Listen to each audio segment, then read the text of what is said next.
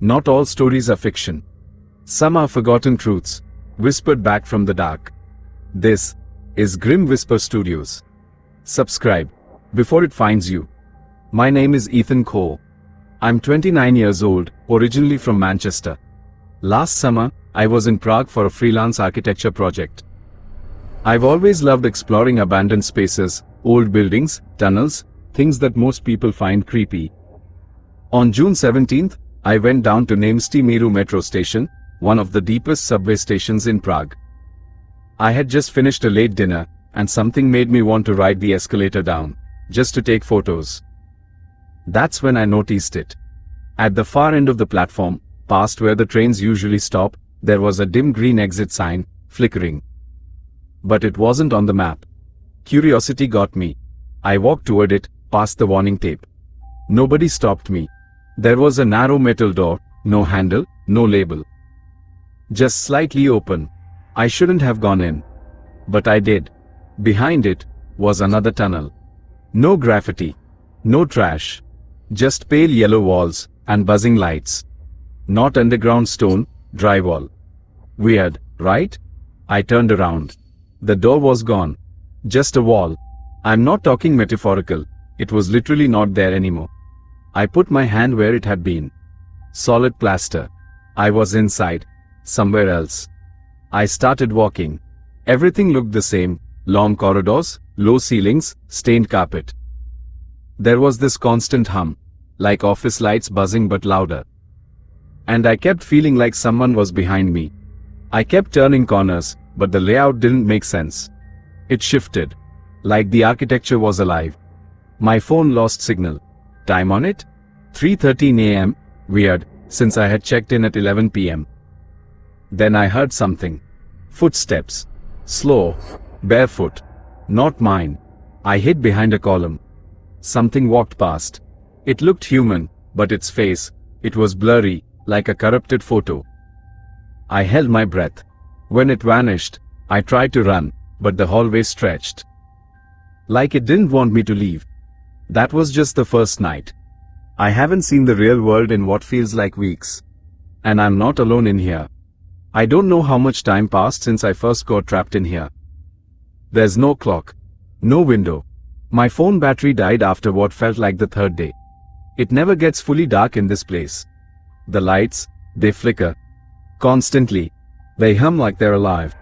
I started leaving marks on the wall, scratches, broken tiles, just to figure out where I've been. But the walls heal. Not instantly, but after a while, the damage just disappears. I tried sleeping in a corner once. The floor felt like carpet at first. But when I woke up, it was cold concrete. And there were wet footprints near me. Not mine. Bare. Human-sized. Then I saw the room. A door. Randomly in the hallway. Room 404. That's when it hit me. 404. Like the error code, page not found. Was this place trying to play with me? I opened it. Inside, it looked like a hospital room. Clean. Bright white lights. One hospital bed. Monitors. IV drips. No one in the bed. Until I blinked. There was someone lying there now. It was me. I swear to God. It looked just like me, unconscious, hooked to wires, bruises on my face, and the heart monitor was slowly beeping. I panicked. I screamed at myself to wake up. But the version of me in that bed smiled. Just slightly. Then the monitor flatlined. And the room went pitch black. When I opened the door to run, I wasn't in the same hallway anymore. Everything was quieter, colder. Then I heard something new. A voice. Whispering my name. Not yelling. Just close enough to feel it on the back of my neck. Ethan. I turned around. Nobody. But the voice came from inside room 404. And when I looked back again, the door was gone. I think this place is learning. It's adapting to me. Or maybe, it always knew me. I hadn't heard another voice in days. Or weeks. I don't even know anymore. My throat was dry. My legs felt weak. I couldn't tell if I was hallucinating or actually walking in circles. The walls kept changing. Sometimes long, narrow corridors. Sometimes open lobbies with no exit. Always that pale yellow, buzzing light. Then I smelled something different. Cigarette smoke. That was the first real, human thing in a long time.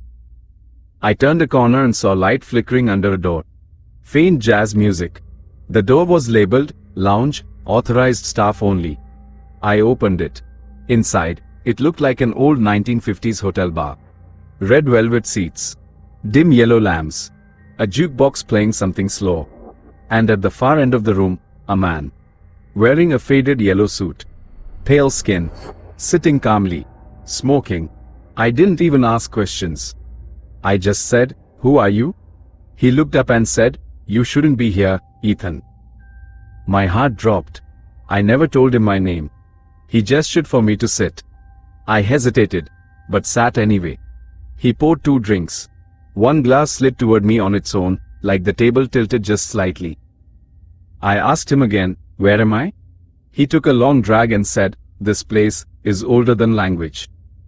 It's not a room. It's a reflection." Of what? Of you. Your fear. Your guilt. Whatever you try to forget, this place remembers. I stood up. "I want to leave." He smiled. "Everyone does. That's the trap." I turned to the door. Tried to leave. But when I looked back, the man was gone. The bar was empty. The jukebox stopped. And the drink in my hand was filled with blood. I dropped the glass. It shattered, but no sound came out. Just silence. Heavy, pressing silence. Then, I saw the wall start to bend. Literally. Like the room was breathing. I ran. Didn't look back. The hallway I came from was gone. And on the wall, written in something thick and black, "You're getting close." I don't know how I ended up back at the elevator.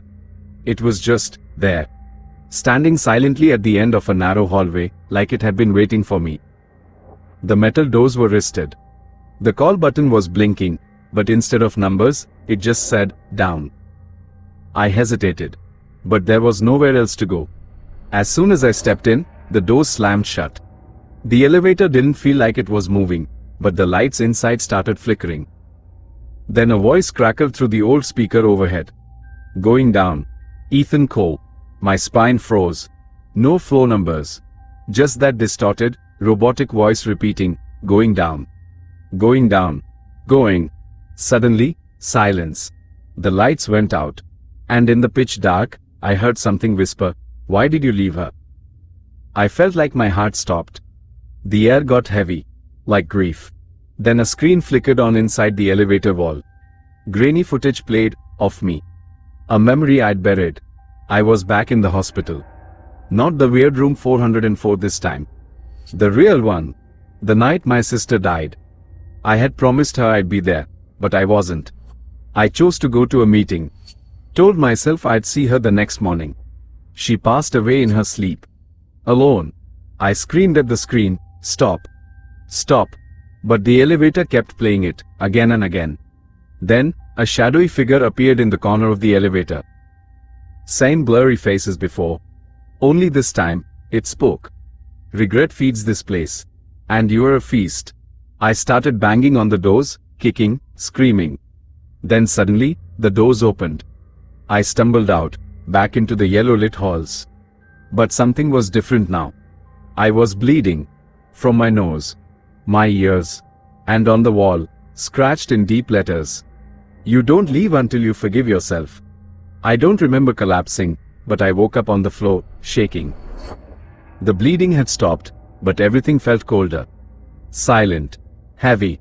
The lights were dimmer now. Flickering more often. The walls, they had changed. They weren't smooth anymore. Now, they were covered in photos. Photos of me. Me as a child. Me in school. Me with my sister. But they were off. Everyone else in the photos had their faces scratched out. Except mine.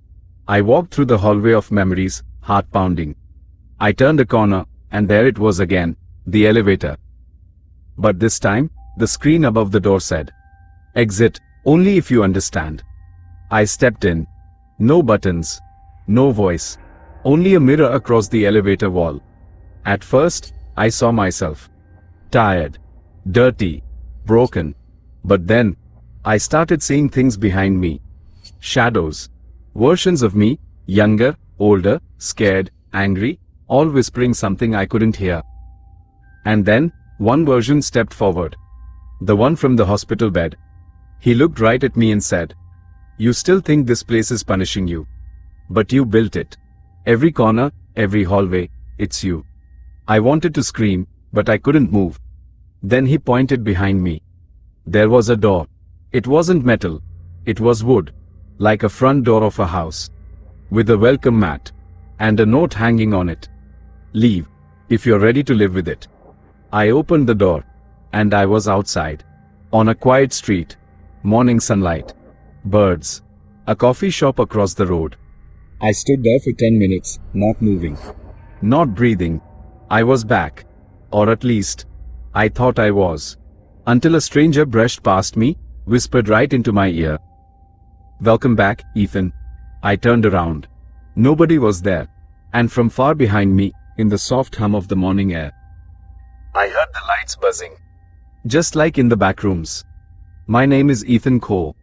If you're watching this, and you ever find a door that doesn't belong, don't open it. Some places were never meant to be found.